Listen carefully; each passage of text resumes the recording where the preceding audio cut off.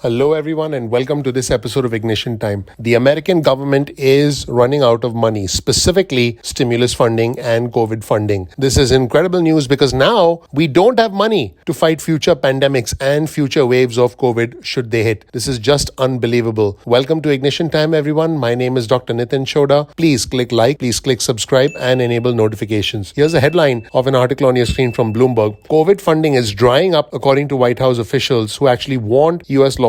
In fact, according to a document, all money so far is allocated or spent. The Department of Health and Human Services is now seeking $30 billion to prepare for new variants or waves. But the White House is actually warning lawmakers that the United States does not have enough money on hand to respond to future COVID variants or to stockpile vaccines or to develop new technologies. In fact, the Biden administration funds for the pandemic response, including testing, vaccine distribution, and other medical supplies, have all been spent or set aside already for purchases, according to a document that was actually obtained by Bloomberg News. All funds provided so far have already been spent or earmarked for use. Now, as you know, the United States passed a $1.9 trillion federal aid package, the American Rescue Plan, at the start of the Biden presidency. But now, nearly all of the health-specific resources from the Rescue Plan have all been spent or allocated, including resources that are funding the ongoing response to Omicron. Now, the problem here is if we end up with a new wave or some new problems, guess what? We will not have money to be able to fight for it. In other words, if we come up with the money, we are going to go deeper and deeper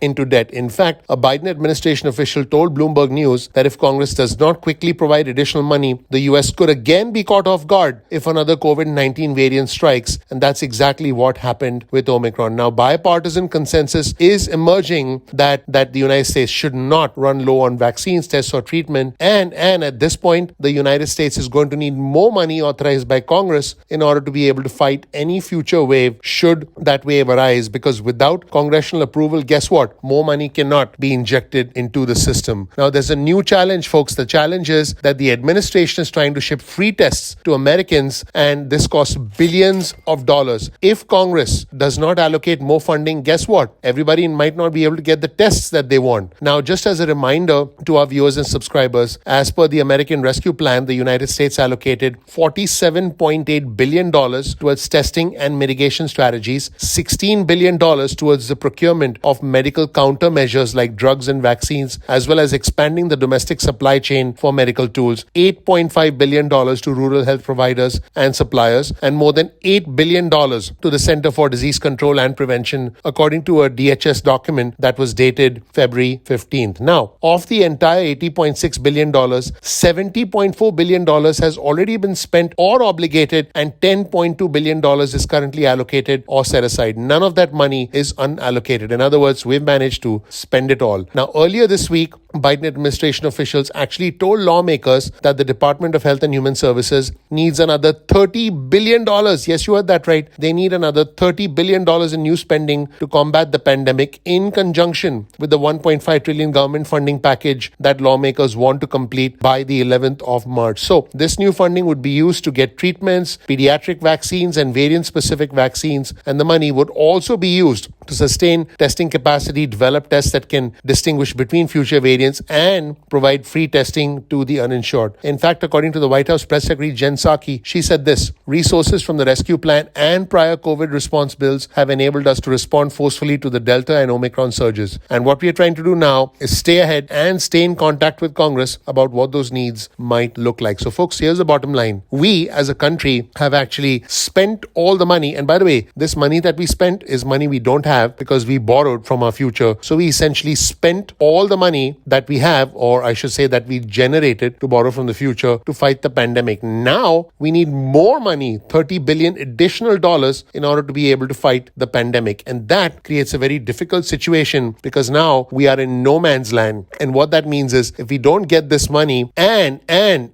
God forbid we get another surge of the pandemic, we will not be able to cope up with that surge. We will not be able to have vaccines specific to new variants. We will not have testing. We will not have treatment capabilities for these new variants, which is indeed frightening and indeed very shocking. Let me know what you think about this unbelievable predicament that we find ourselves in, which is that the United States government has run out of stimulus money to be able to fight a future surge of this pandemic that we are in now. Let's be clear, we are at the end of the pandemic, but it is not over yet. Therefore, this is an important discussion. Again, it's not over yet. Let's not kid ourselves, because many of us are still wearing masks. Many of us are still uncomfortable, but we need to deliver a knockout punch to this pandemic, and we cannot let our guard down too soon, because that is likely to create more problems, and let's hope that doesn't lead to another economic downturn, the kind of economic downturn that permanently impacted millions of our fellow Americans, that killed almost 1 million Americans at the time I'm recording this video, and that has permanently changed the American economy, leading to sky-high unemployment levels unlike anything the country had ever seen, and hopefully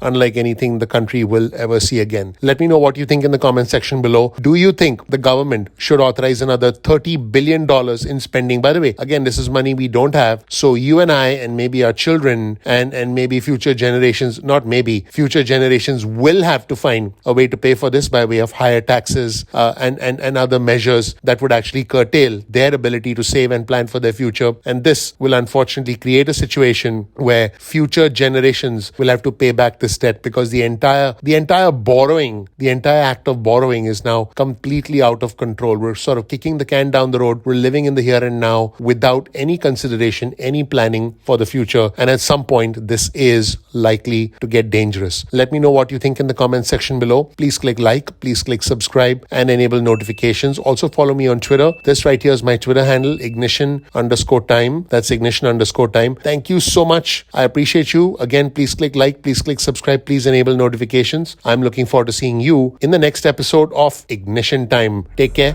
Bye.